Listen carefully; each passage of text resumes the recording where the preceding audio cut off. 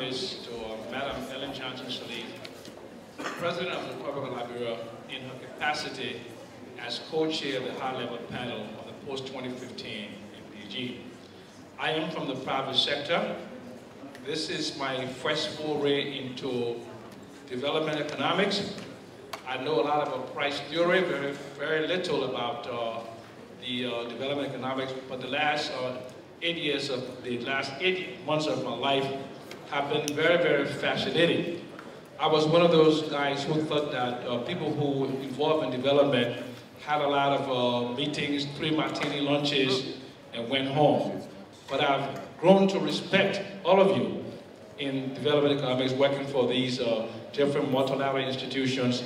I think many people from the private sector may not understand the amount of work and dedication that people from multilateral institutions like the UN, the ECA, ADB, the African Union, So I just want you all to give yourselves a big hand of applause for the great work you do for humanity that I and others have come to appreciate. Thank you very much.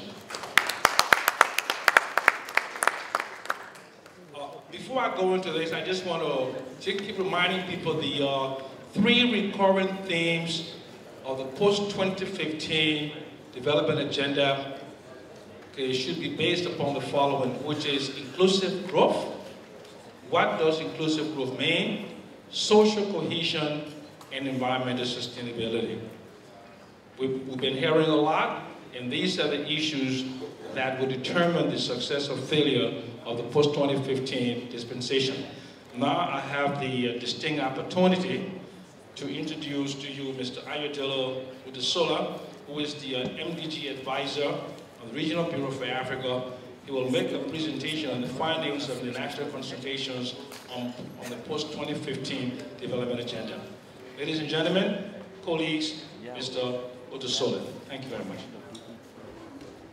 My job is a bit easier now after the 2 panel discussions, because some of the issues that I imagine from the discussions shows that they are more or less dominating through the emerging issues from countries.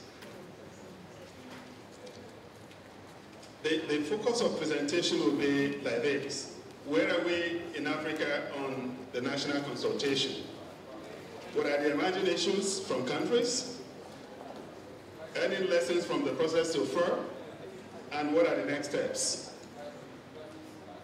Well, for us to have some kind of quick view of what the national consultation is and the linkages with the other existing and complementary processes, it's good for us to know that the UN initially selected 50 countries for the national consultation globally, but now about 70 countries. And out of these 70 countries, 34 of them are from Africa, very close to 50% of all the countries put together.